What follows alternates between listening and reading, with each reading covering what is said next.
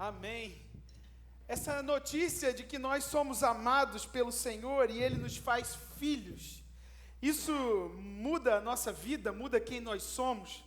Eu não sei você, mas depois de louvar, de cantar ao Senhor um louvor como esse, o meu coração se enche de alegria. Eu gostaria de agradecer ao nosso time de adoradores. Que coisa maravilhosa. Maravilhoso é saber que é o Senhor quem nos faz filhos, que é por causa dEle e somente por causa dEle que nós estamos aqui. É interessante que durante essa música que nós acabamos de cantar, uma das estrofes dizia assim: eu sei que muitos procuram respostas em todo lugar, mas nós sabemos que só o Senhor tem as respostas que nós precisamos. E isso é uma verdade maravilhosa, porque nós, como seres humanos, não sei você, mas eu tenho muitas respostas que muitas vezes eu já fiz e nunca recebi, muitas perguntas que eu já fiz e nunca recebi uma resposta tão satisfatória. Mas é interessante que isso é uma realidade desde que nós somos pequenos, desde que nós somos crianças. Eu não sei quantos de vocês têm filhos, eu ainda não tive a oportunidade dada pelo Senhor de ser pai. Se um dia o Senhor quiser, vai ser uma alegria muito grande. Mas desde pequenos é interessante a gente ver com filhos de amigos, quando duas crianças brigam, primos, amigos, a primeira coisa que a gente pergunta é: por que você bateu nele? Por que você fez isso com ele? E geralmente vem acompanhado de uma resposta como se fosse resolver todos os nossos problemas. Porque ele me bateu primeiro. Você já ouviu esse tipo de resposta? Mas foi ele que começou. Mas ele tirou meu brinquedo e por aí vai. E parece que esse tipo de coisa encerra quando a gente passa para a adolescência, juventude e adultos. Mas isso em partes é verdade. Porque quando nós vemos situações, por exemplo, acontecendo no nosso país, por exemplo, na questão política, às vezes surgem notícias que dizem: escândalo aconteceu com o candidato tal. Muitas e muitas vezes as respostas e as explicações são: mas o roubo vem de muito tempo antes. Como se o erro do outro justificasse os nossos próprios erros. Essa realidade humana de tentar se justificar, dentro dessa realidade humana de procurar respostas que nem sempre são tão satisfatórias, encontra uma outra face da moeda nos dias de hoje, onde nós temos, por exemplo, narrativas muito grandes e que estão tomando muita proeminência no nosso meio, de dar ao ser humano um foco, uma potencialidade que o ser humano não tem.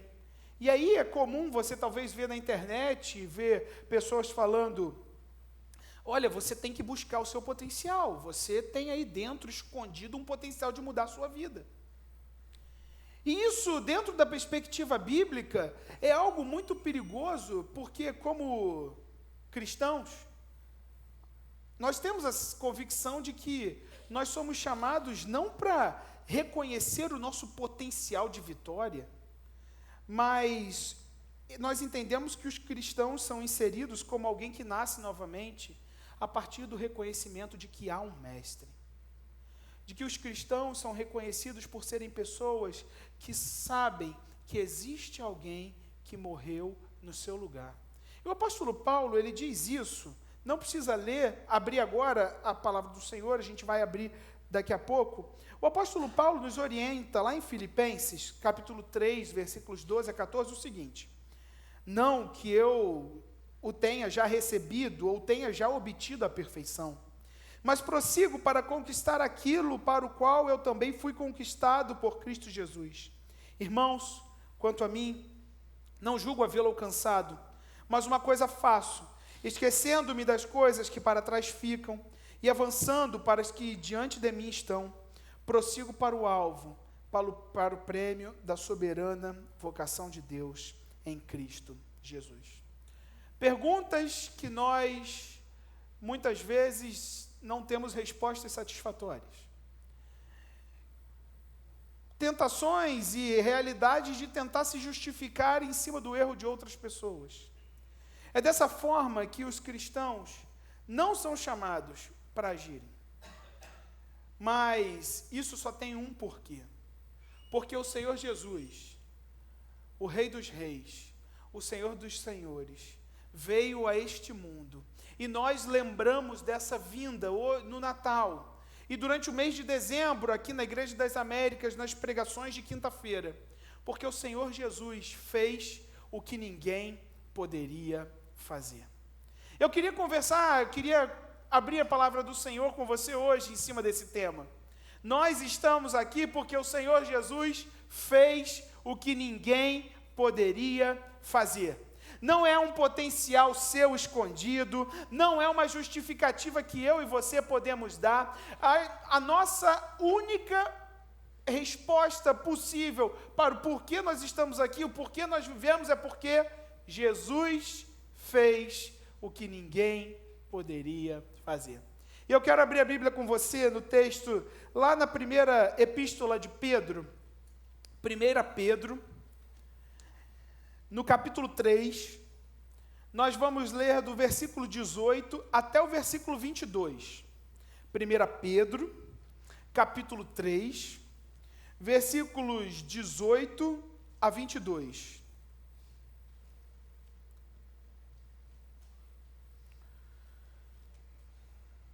São poucos versículos, então queria que você acompanhasse comigo a leitura. Fica atento aí. E depois que a gente terminar, não fecha a sua Bíblia não, para a gente ir acompanhando ao longo da pregação, porque nós, como cristãos, nós temos como base única e exclusiva a palavra do Senhor. E todo pregador que estiver aqui e falar algo que não está de acordo com a palavra do Senhor, nós precisamos nos levantar, para que a palavra do Senhor continue a ser pregada única e exclusivamente. 1 Pedro, capítulo 3, versículos 18 a 22. Acompanha comigo. Pois também Cristo morreu como? Pelos pecados, o justo pelos injustos. Para o quê? Morto sim na carne, mas vivificado no espírito, o qual também foi e pregou aos espíritos em prisão, os quais noutro tempo foram desobedientes, quando a longanimidade de Deus aguardava nos dias de Noé, enquanto se preparava a arca, na qual poucos, a saber, 8 pessoas foram salvos através da água, a qual, figurando o batismo, agora também vos salva, não sendo a remoção da imundícia da carne, mas a indagação de uma boa consciência para com Deus por meio da ressurreição de Jesus Cristo, ao qual, depois de ir para o céu, está à destra de Deus, ficando-lhe subordinados anjos, potestades e poderes. Essa é a palavra do Senhor, glória a Deus por isso. Vamos orar? Senhor, nós te agradecemos o privilégio de estarmos na tua casa e te agradecemos o privilégio de termos liberdade de abrir a tua palavra e ler. Nesse momento, ó Deus, nós reconhecemos que nós não temos capacidade de entender a tua palavra, que sozinhos nós não podemos. E é por isso que nós te pedimos, ó Espírito Santo, abra as nossas mentes, ilumina, destapa os nossos ouvidos. Senhor, quebra os nossos corações de pedra, nos dá um coração de carne, vivo, para te servir. Não deixa, Senhor, que a gente saia daqui da mesma forma que a gente entrou, mas que a gente reconheça que só o Senhor Jesus fez o que ninguém poderia fazer. É o que nós oramos em nome de Jesus. Amém. Meus irmãos, Pedro, ele está no meio da sua carta, e ele, é interessante como ela traz uma continuidade muito fácil de ser percebida. E ele, desde o capítulo 1, ele diz aos seus irmãos que estão fugidos para uma determinada parte, que estão sendo perseguidos de morte, e Pedro diz, olha a vida, vocês são peregrinos, vocês estão sem terra, porque vocês, na verdade, pertencem a um outro lugar. Vocês são filhos do Senhor, vocês pertencem ao reino celestial. E Pedro vem trazendo desde o capítulo 1, como que sermos filhos de Deus nos traz uma alegria, que é indizível, segundo ele fala. Não tem como a gente explicar a alegria que tem no nosso coração de pertencermos ao reino dos céus, de sermos salvos por conta dos méritos de Jesus Cristo. E aí ele diz, já que vocês são salvos e entendem que há uma outra realidade, sejam agora, vivam de acordo com essa realidade. Sejam santos, sejam maridos, sejam bons maridos, pais, sejam bons pais, esposas, sejam boas esposas. Servos, sejam bons servos. Já que, senhores, se vocês têm alguns servos, sejam bons senhores para os seus servos, e por aí vai. Respeitem as autoridades. É como se Pedro estivesse falando assim: porque vocês são salvos, porque vocês pertencem ao reino celestial, vivam de acordo com esse privilégio. E aí ele continua, e ele vai dizendo assim, e ele chega nessa parte, e ele diz: olha, casados andem dessa forma, irmãos andem dessa forma, e ele chega no final desse capítulo 3 e diz o porquê que nós, como homens, mulheres, adultos, crianças, jovens, como que nós devemos viver diferentes por conta do exemplo máximo que nós temos na pessoa de Jesus Cristo. O que Pedro está fazendo nesses versículos que nós lemos é trazendo a memória dos irmãos e, consequentemente, a nossa, de que Jesus é o exemplo a ser seguido. E nesses 5 versículos que nós lemos, o texto se encontra e nós podemos entender nesse texto que a chave para cuidar das nossas casas, a chave para amar o nosso próximo, a chave para a gente amar as nossas esposas, e esposas, a gente honrar os maridos, é olhar para Jesus, é seguir a Jesus, e é imitar o exemplo de Jesus. Pedro, então, no versículo 18, se você continua com a sua Bíblia aberta, no versículo 18, Pedro diz o primeiro exemplo do que, porque Jesus fez o que ninguém poderia fazer. E ele diz assim: porque também Cristo morreu uma única vez pelos pecados, o justo pelos injustos, para conduzir-vos a Deus. Pedro, ele chama atenção para os seus leitores para a morte substitutiva de Jesus. Então, o que significa isso? Pedro está escrevendo para pessoas que têm uma base religiosa, mas Pedro está mostrando a essas pessoas que o sacrifício de Jesus, a morte de Jesus, dá início a uma nova realidade. O que Pedro está dizendo é que, a partir de Jesus Cristo, aqueles que antes tinham a necessidade de fazer sacrifícios, de oferecer os seus animais, como lá no Antigo Testamento a gente tem, Jesus foi o sacrifício definitivo. De uma vez por todas ele morreu, o justo pelos injustos. E aqui nós temos a realidade bíblica para mim e para você. A palavra do Senhor não diz que eu e você somos seres dotados de capacidade para realizarmos coisas incríveis. A palavra do Senhor nos diz que eu e você somos impuros, injustos, maus, totalmente depravados por conta do pecado.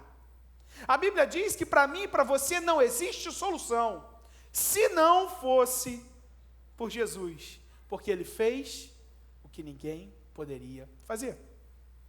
E o texto bíblico é muito claro quando ele diz que o pecado é uma rebeldia contra Deus. É dizer não para que o Senhor diz, faça isso, e a gente diz não. É dizer sim para o que o Senhor diz, olha, nunca façam isso. E a gente, teimoso, mau, diz sim. O pecado é dizer, Senhor, eu prefiro caminhar pelos meus próprios caminhos do que pelo Senhor. O pecado é presente desde quase o início da humanidade. E diz a palavra do Senhor que desde a barriga de uma mãe, um ser humano já é afetado pelo pecado. Lembra das crianças, quando elas batem umas nas outras? Ninguém ensinou para elas que quando alguém bate, ela tem que revidar. Elas já sabem disso. Por quê? Porque elas são pecadoras. E Pedro, ele não foge dessa realidade. Pedro, ele não está aqui dando um discurso motivacional dizendo, ei, encontrem a motivação de vocês para superarem essa perseguição que vocês estão passando. Não, ele está dizendo, meus irmãos, Jesus Cristo morreu para salvar vocês. Jesus Cristo morreu de uma vez por todas, a fim de que eu e você tenhamos uma nova oportunidade. E isso é uma realidade para mim e para você. Jesus fez o que ninguém poderia fazer. A nossa vida é voltada para Jesus Cristo, porque é Ele o responsável pela nossa salvação e pelo sucesso da nossa vida espiritual, da nossa vida como um todo. Não existe forma de eu e você sermos salvos, senão através de Jesus Cristo. Porque Jesus fez o que ninguém poderia fazer, quando Ele entregou a sua vida por alguém que não merecia, como eu e você. Isso nos enche de alegria, isso nos olha, e dezembro é momento de lembrar sobre isso, porque dezembro a gente lembra do Jesus que veio, encarnou como um homem, viveu e morreu, a fim de que eu e você fôssemos salvos do pecado, fôssemos salvos da vida, da morte eterna. E por isso que o apóstolo Pedro diz, olha, Cristo morreu para conduzir vocês de volta a Deus.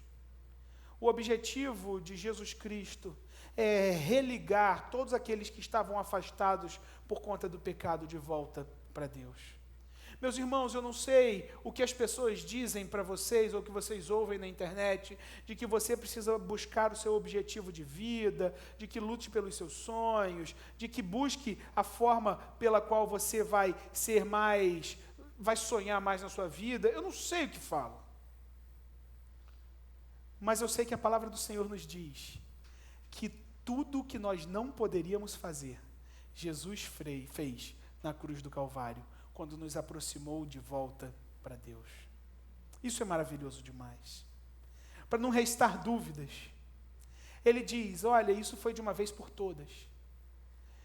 Isso foi de uma vez por todas, e isso nos leva a uma realidade de que não é necessário que a gente faça sacrifícios para agradar a Deus. Não é necessário um tipo de pensamento como, eu vou na igreja para que Deus fique feliz. Isso não existe dentro da realidade bíblica cristã, protestante, reformada, seja lá o nome que você quer dizer. Porque o Senhor já se agradou do sacrifício de Jesus Cristo. Isso significa que a gente vai sair por aí fazendo o que quer? Não. Mas isso significa que o Senhor, o próprio Jesus Cristo, tirou de nós o peso que a gente estava carregando. A necessidade de buscarmos esse caminho que nós nunca buscaríamos. Foi o Senhor Jesus, de uma vez por todas, que morreu o justo pelo injusto, porque Ele fez o que ninguém poderia fazer. O versículo 18 nos ensina isso. Mas os versículos 19 e 20 parecem que são uma parte meio complicada. E olha só. Morto, sim, 18, finalzinho do 18 ainda. Jesus morto, sim, na carne, mas vivificado no Espírito. O apóstolo Pedro está dizendo para a gente que o Senhor Jesus venceu a morte. De tal forma que nós não, os filhos do Senhor, eles já não são mais, a vida não se encerra na morte, a morte é apenas o início da nossa vida com o Senhor. Nós seremos um dia ressuscitados com o Senhor, e isso é uma realidade bíblica. Mas olha o 19 e o 20, no qual, falando de Jesus, no qual também foi e pregou aos espíritos em prisão, os quais, noutro tempo, foram desobedientes, quando a longanimidade de Deus aguardava nos dias de Noé, enquanto se preparava a arca, na qual poucos, a saber, 8 pessoas, foram salvos através da água. O tema central desses 2 versículos é a verdade que a gente acabou de ouvir no versículo 18. Jesus Cristo morreu e ressuscitou pelos seus filhos. Esse é o tema central do versículo 19 e 20. E algumas teorias, alguns entendimentos diferentes surgiram a partir desses 2 versículos. O primeiro deles, lá atrás, era que esses versículos, eles significavam que Jesus morreu e desceu ao inferno, ele pregou, ele libertou as almas ali aprisionadas.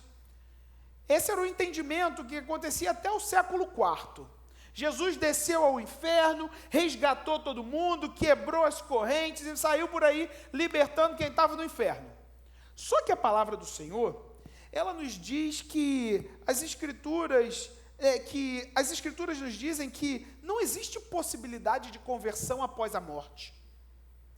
Agostinho foi quem refutou essa ideia, foi quem jogou essa ideia de lado, porque ele afirmou que no Novo Testamento, Hebreus 9, 27, diz assim: assim como aos homens está ordenado morrerem uma só vez, vindo depois disso o juízo.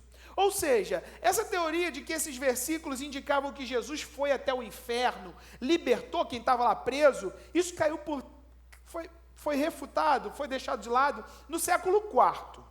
Aí Agostinho veio com uma outra resposta. E ele diz assim, que um Cristo que já existia desde a criação, e a Bíblia nos diz isso, João diz, o verbo estava com Deus, o verbo era Deus, tudo que foi feito se fez por meio dele.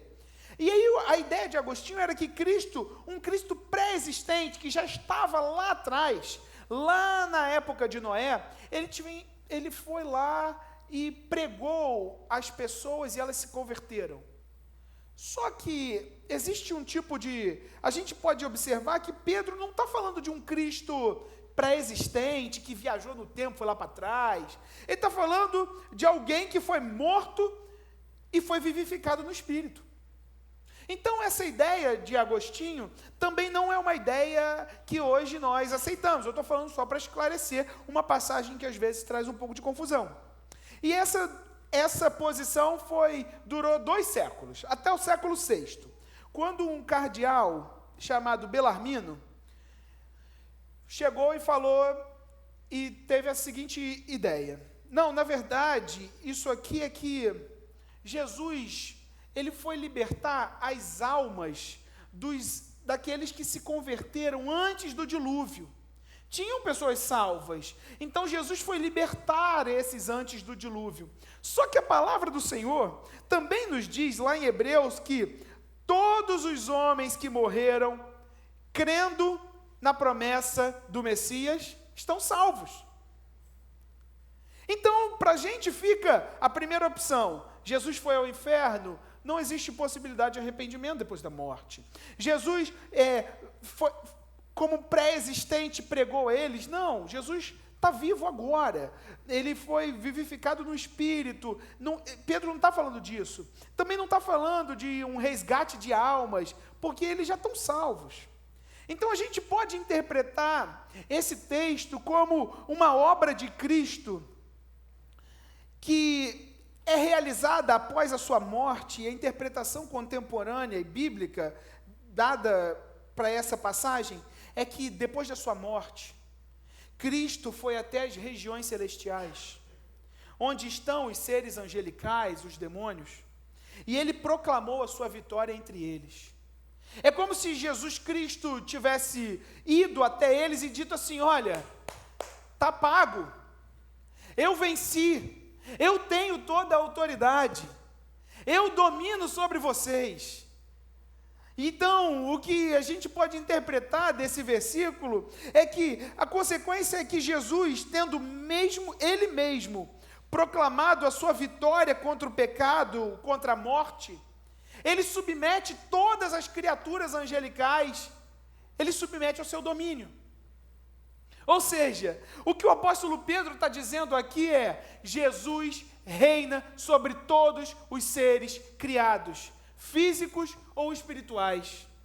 E nisso, Lutero tem uma frase muito interessante, e que ele dizia: o diabo é o diabo de Deus. Isso significa que até aquilo que a gente acha que é muito poderoso, que tem poder para realizar muitas coisas ruins, estão sob uma autoridade maior, que é a autoridade do Rei dos Reis, Jesus Cristo, que segundo a interpretação desse capítulo, desses versículos de 1 Pedro, reivindica para si a autoridade: eu venci a morte. Isso é maravilhoso, e isso leva a crer, sabe o quê? Jesus fez o que ninguém poderia fazer, quando ele reivindica para si a autoridade. Aí a pergunta que fica para mim e para você é: sou eu e você que temos capacidade de dizer para onde está indo a nossa vida? Ou é o Senhor que tem toda a autoridade sobre céus, terra e regiões espirituais? É claro que é o Senhor. Porque Jesus fez o que ninguém poderia fazer. Porque eu e você temos o privilégio de sermos filhos desse Senhor. O poder está em mim ou está naquele que tem todo o poder? É claro que está nele. E isso nos leva a adorá-lo ainda mais. Isso nos leva a termos ainda mais alegria de estarmos na sua casa, de servirmos a Ele. Jesus, Ele reivindica para si toda a autoridade. Céus e terra. Então a gente chega no versículo 21. E o versículo 21, depois que Pedro mostra, olha, Jesus fez o que ninguém poderia fazer quando ele morreu por injustos, quando ele, em primeiro lugar, em segundo lugar, quando ele tem toda a autoridade sobre regiões celestiais, porque ele vai lá e reivindica para si. E ele chega no versículo 21 e 22 e mostra as duas últimas coisas que Jesus fez que ninguém poderia fazer. Acompanha comigo. A qual, figurando o batismo, agora também vos salva, não sendo a remoção da imundícia da carne, mas a indagação de uma boa consciência para com Deus, por meio da ressurreição de Jesus Cristo, o qual, depois de ir para o céu, está à destra de Deus, ficando-lhe subordinados anjos e potestades e poderes. Os versículos 21 e 22 nos mostram a terceira e a quarta ação de Jesus que ninguém poderia fazer. O versículo 21 faz uma comparação com a arca que tinha salvo Noé e sua casa, com o batismo. E o que ele está falando disso é que o sacrifício de Jesus na cruz dá uma nova consciência aos seus filhos da sua realidade de pecado. Ou seja, é através do sacrifício de Jesus, é através da morte do justo pelo injusto, que eu e você temos a convicção, a partir de uma ação do Espírito Santo, de que eu e você somos pecadores. O Cordeiro precisou morrer no nosso lugar. Aqui, eu e você, a gente não tem potencial nenhum, por nós mesmos. Foi por nossa conta que Jesus morreu. E é a partir do sacrifício de Jesus na cruz que eu e você podemos ter essa consciência. E o apóstolo Pedro diz, olha, e é porque ele ressuscitou que a gente pode viver uma nova realidade diante do Senhor. A salvação vem a partir da cruz. E ele não quer dizer que o batismo, ele salva, ele purifica, mas que da mesma forma como que a arca foi um símbolo da salvação, foi um símbolo que o Senhor preparou para dizer, olha, eu protejo os meus filhos, eu salvo aqueles a quem eu amo. O batismo funciona da mesma forma. É um símbolo dizendo, olha, este pertence ao Senhor. Esse é um filho do Senhor. Então, o que a gente pode observar é que Pedro ensina que Jesus fez o que ninguém poderia fazer, ao ressuscitar da morte, ao vencer um poder que eu e você não podemos vencer, e trazer com ele a salvação da morte eterna a todos aqueles que o reconhecem como Senhor de suas vidas. Jesus fez o que ninguém poderia fazer ao nos salvar da morte eterna que era designada e merecida por cada um de nós. Ele é o Senhor. Ele nos salvou. E isso Pedro traz nesse versículo, mas não para por aí, e a gente está chegando no final, porque Jesus fez o que ninguém poderia fazer quando sobe aos céus e é colocado à direita de Deus, o Pai. E no versículo 22, Pedro diz isso, Jesus subiu e está à destra de Deus, que significa uma posição de poder, de autoridade sobre toda a terra. Jesus fez o que ninguém poderia fazer, porque Ele detém toda a autoridade. E Pedro, mais uma vez, vai na mesma direção, quando ele diz, anjos, potestades e poderes estão diante da sua autoridade. Meus irmãos, Jesus, segundo essa passagem, faz o que ninguém poderia fazer quando ele recebe para si toda a autoridade, domínio e poder.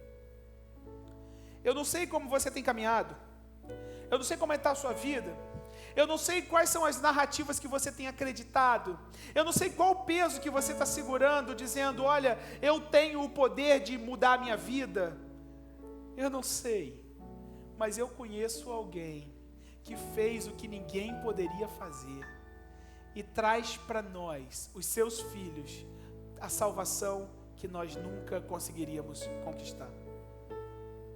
A palavra do Senhor nos diz, lá na carta aos Filipenses, no capítulo 2, diz o seguinte: pelo que também Deus exaltou a Jesus sobremaneira, e lhe deu o nome que está acima de todo nome, para que ao nome de Jesus se dobre todo joelho, nos céus, na terra e debaixo da terra, e toda língua confesse que Jesus Cristo é o Senhor. O que nós temos no versículos 18 a 22 é uma declaração de fé de que é o Senhor Jesus o responsável pela nossa vida, pela nossa salvação e por todo o sucesso que nós poderíamos ter. Isso porque não está em nós o poder, mas está nele. Porque ele, lá no versículo 18, ele dá a sua vida por quem não merecia. Nos versículos 19 e 20, ele reivindica para si toda a autoridade das regiões celestiais. E nos versículos 21 e 22, ele ressuscita da morte. De forma que eu e você, nossa vida não se encerra na morte, mas começa ao lado do Senhor. E ele também recebe toda a autoridade. Assim a gente acaba o texto. A gente acaba o texto e percebe que mais irrelevante do que se espelhar em homens e mulheres falhos, do que acreditar em narrativas que nos levam a assumir um poder que não está na gente. Mais fácil do que tudo isso é aceitar a certeza bíblica de que nós somos falhos, pecadores, mas que o Senhor Jesus, o Rei dos Reis, aquele que tem todo o poder, ele morreu, se sacrificou, mas ressurgiu, abrindo portas que nós jamais poderíamos abrir. Como é que isso pode ser aplicado na nossa vida? Como é que você traz isso, essa realidade tão maravilhosa, que me enche o coração de alegria? Como é que você aplica isso na sua vida? Em primeiro lugar, a gente precisa entender que o sacrifício de Jesus foi único, foi suficiente para nos ligar a Deus. A gente não precisa mais fazer nenhum tipo de sacrifício. Ele já tirou seu peso. Ele morreu de uma vez por todas. Você não precisa de sacrifício. O sacrifício já foi feito. Mas a gente pode entender que o Senhor Jesus dá a própria vida, de forma que eu e você possamos viver uma nova vida, sujeitos ao seu poder, sujeitos à exaltação do nome dEle. Porque tudo que a gente faz, não é para que o Daniel, não é para que o Timóteo, não é para que nenhum de nós sejamos exaltados. A vida do cristão é para exaltar o Rei dos Reis, que detém todo o poder. Você pode fazer isso no seu trabalho, você pode fazer isso na sua casa, com seu marido, com a sua esposa, que talvez não conhece ao Senhor, com seus filhos. Você pode exaltar o Senhor onde você estiver. Mas você também pode confiar no poder do nome do Senhor, que tem toda a autoridade sobre regiões celestiais. Nós não precisamos ter medo de nada. Nós não precisamos ter medo de nenhum poder espiritual. Porque o nome de Jesus está acima de todo nome. Porque todo nome e toda criatura precisa obedecer ao nome do Senhor. A gente serve a esse Deus. A gente vai cantar de novo que Ele é o nosso bom Pai. E eu queria que você, durante esse momento, você lembrasse que o que nós fazemos aqui não tem a ver comigo e com você. Tem a ver com o Rei dos Reis que nos salvou. Porque Ele fez o que ninguém poderia fazer. É por causa disso que Ele é a nossa única resposta. É por causa disso que Pedro diz, olha, mesmo vocês sofrendo, lembrem de olhar para Jesus. Que assim, nas nossas casas, na nossa igreja, o nome de Jesus continue sendo exaltado. É tudo sobre Ele, é tudo para Ele. Que Deus nos abençoe.